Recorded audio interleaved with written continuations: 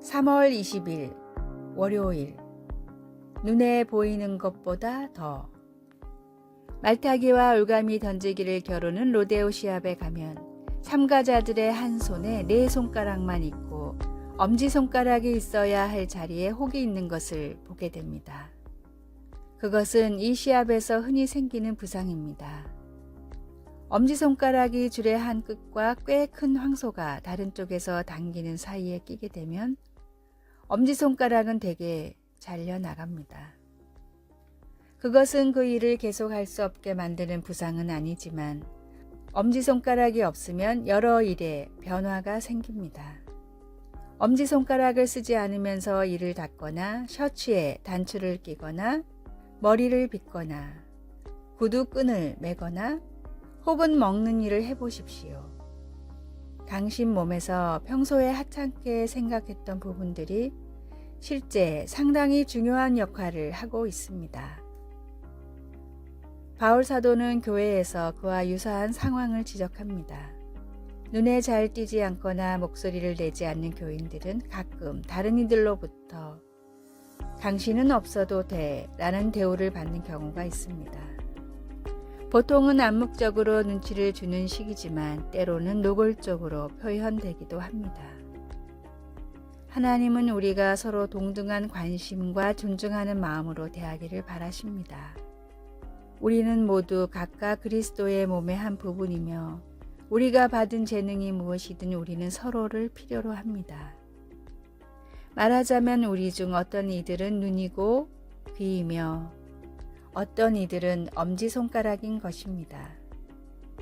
하지만 우리 각각은 그리스도의 몸에서 아주 중요한 역할을 하고 있으며 때로는 눈에 보이는 것보다 훨씬 더 중요한 역할을 감당합니다.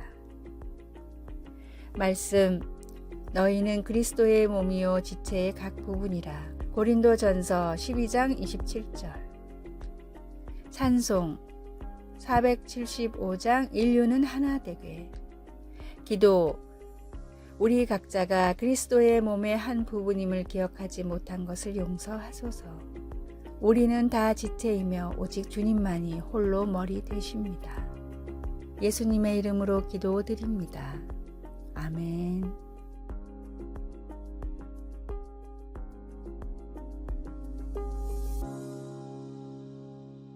(3월 21일) 화요일.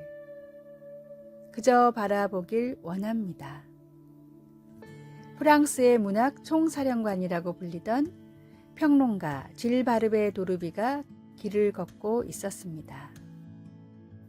멀찍이 떨어진 곳에서 남루한 차림의 남자가 따라오는 것을 느낀 도르비는 목적지를 향해 빠르게 걸었습니다. 유명한 평론가인 도르비에게 청탁을 하러 오는 사람들이 많았기 때문에 그런 사람 중 한 명이라고 생각했기 때문입니다. 그러나 이 남자는 적당한 거리를 유지한 채 계속 도르비를 쫓았습니다. 답답한 도르비가 결국 남자를 찾아가 따졌습니다. 도대체 왜 자꾸 날 따라오는 겁니까? 무엇을 원합니까?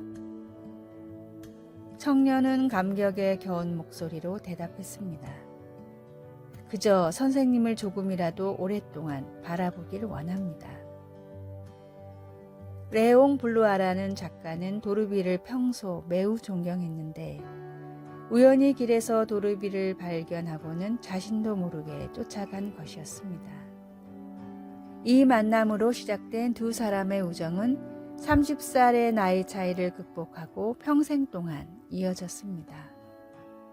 이 둘의 관계처럼 하나님을 가까이에서 바라보길 원하는 우리가 할 수 있는 방법은 무엇이 있을까요? 늘 주님과 함께 하길 원하고 주님의 곁에 거하길 원하고 주님을 닮기를 원한다면 매일을 말씀과 기도로 하나님을 만나시는 하루하루가 되시길 바랍니다. 오늘의 말씀, 나의 영혼아 잠잠히 하나님만 바라라. 대저 나의 소망이 저로 쫓아 나는도다. 시편 62편 5절. 오늘의 찬송 430장 주와 같이 길 가는 것. 오늘의 만나 주님을 더 알고 싶어하는 마음이 늘 샘솟듯 솟아나게 하소서. 나를 사랑하시는 위대한 주님과 동행하는 기쁨을 누리는지 생각합시다.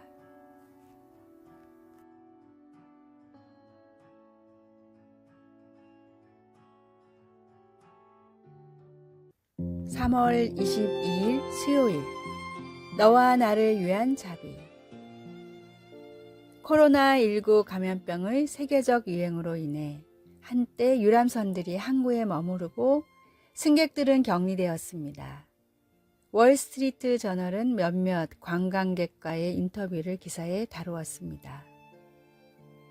한 승객은 격리로 인해 많은 대화의 기회가 생겼다고 말하며 비상한 기억력을 가진 아내가 그의 과거의 잘못을 낱낱이 끄집어냈는데도 아직 더 남은 것 같다고 농담했습니다. 이 기사는 우리를 웃음짓게 하고 인간미를 느끼게 해주지만 한편으로는 우리가 내려놓아야 할 것들을 세게 움켜쥐고 있는 모습에 대한 경각심을 갖게 해줍니다.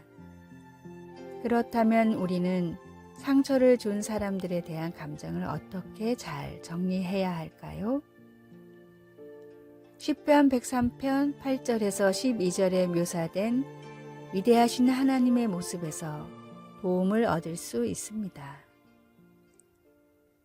8절에서 10절에 담긴 의미에 주목할 필요가 있습니다. 여호와는 긍휼이 많으시고 은혜로우시며 노하기를 더디하시고 인자하심이 풍부하시도다. 자주 경책하지 아니하시며 노를 영원히 품지 아니하시리로다. 우리의 죄를 따라 우리를 처벌하지는 아니하시며 우리의 죄악을 따라 우리에게 그대로 갚지는 아니하셨으니. 기도하는 마음으로 말씀을 읽으며 하나님의 도움을 구하면 앙심이나 복수하려는 계획을 다시 생각해 보게 되며 은혜나 자비, 용서 대신 해를 끼치고 싶었던 사람들이나 우리 자신을 위해 더 기도할 수 있습니다. 받은 상처를 대갚아주고 싶었던 사람이 있습니까? 누구에게 당신을 위한 기도 부탁을 할 수 있습니까? 말씀, 자주 경책하지 아니하시며 노를 영원히 품지 아니하시리로다. 시편 103편 9절. 찬송 304장 그 크신 하나님의 사랑. 기도, 자비와 친절과 용서의 하나님, 저에게 아픔을 준 사람들에게 은혜와 자비를 베풀 수 있도록 도와주소서. 아멘.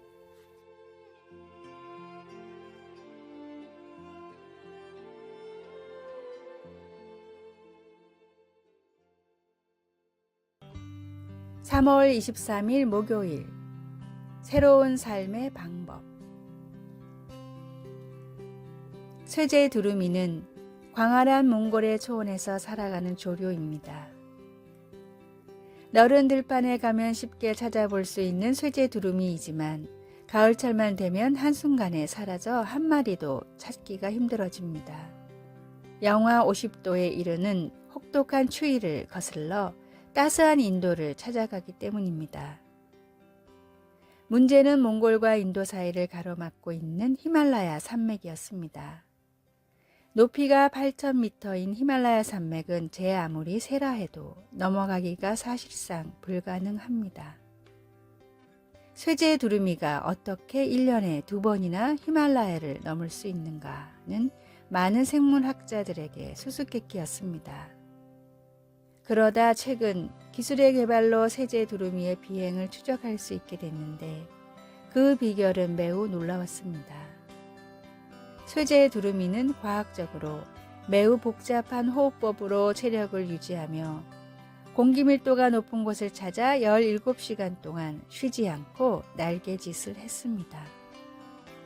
사람들이 보기에는 히말라야를 1년에 2번이나 넘는 불가능한 비행이었지만 본능적으로 최적의 비행법을 알고 있던 쇠제 두루미에게는 심박에 조금도 무리가 가지 않는 편안한 여정이나 마찬가지였습니다. 우리 그리스도인은 기도의 능력을 깨달았을 때 세상이 이해할 수 없는 놀라운 능력의 삶을 살아갈 수 있습니다. 세상에서 어떤 태산 같은 어려운 일들을 만나더라도 우리의 힘과 능력이 아닌 주님이 주시는 능력과 힘으로 극복하며 나아갈 수 있습니다. 오늘의 말씀, 내가 복음을 부끄러워하지 아니하노니 이 복음은 모든 믿는 자에게 구원을 주시는 하나님의 능력이 됨이라. 첫째는 유대인에게요 또한 헬라인에게로다. 로마서 1장 16절. 오늘의 찬송 345장 캄캄한 밤 사나운 바람 불 때. 오늘의 만나, 주님께서 함께 하시면 모든 문제가 해결될 수 있음을 믿게 하소서. 세상을 이길 힘을 주신 주님을 믿고 기도와 찬양으로 나아갑시다.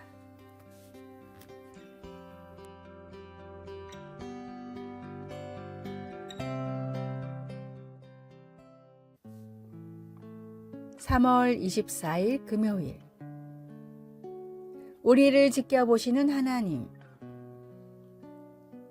어린 손자가 헤어질 때 손을 흔들며 인사하더니 이내 뒤돌아보며 물었습니다. 할머니는 왜 우리가 떠날 때까지 현관에 서 계세요? 할머니는 아주 어린 손자의 질문이 귀엽다고 생각하며 그를 보며 웃었습니다. 그러면서 그 궁금증에 대한 좋은 대답을 생각하다가 말했습니다.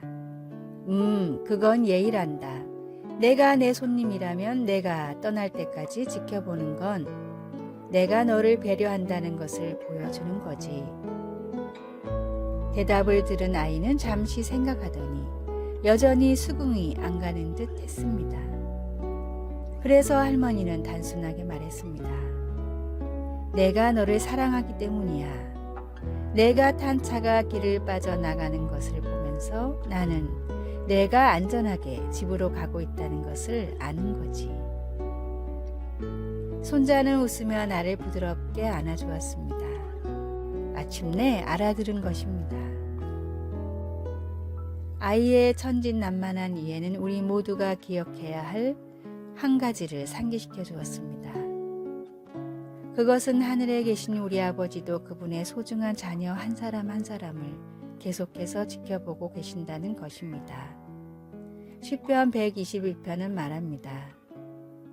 여호와는 너를 지키시는 이시라. 여호와께서 내 오른쪽에서 내 그늘이 되시나니. 이스라엘 순례자들이 예배하기 위해 유엄을 무릅쓰고 예루살렘으로 향하는 길에 오를 때 그들이 가졌던 확신을 떠올려 보십시오. 낮에 해가 너를 상하게 하지 아니하며 밤의 달도 너를 해치지 아니하리로다. 여호와께서 너를 지켜 모든 환난을 면하게 하시며 또 내 영혼을 지키시리로다. 이와 같이 우리도 각자 우리의 인생 길을 올라가는 동안 영적인 위협이나 해를 당할 때 여호와께서 우리의 출입을 지켜주실 것입니다. 왜요? 하나님의 사랑 때문입니다. 언제요? 지금부터 영원까지입니다. 말씀, 여호와는 너를 지키시는 이시라. 시편 121편 5절. 찬송 383장 눈을 들어 산을 보니. 기도, 하나님 아버지, 우리가 인생 길을 가는 동안 우리를 지키시고 안전하게 보호해 주시니 감사합니다. 예수님의 이름으로 기도드립니다. 아멘.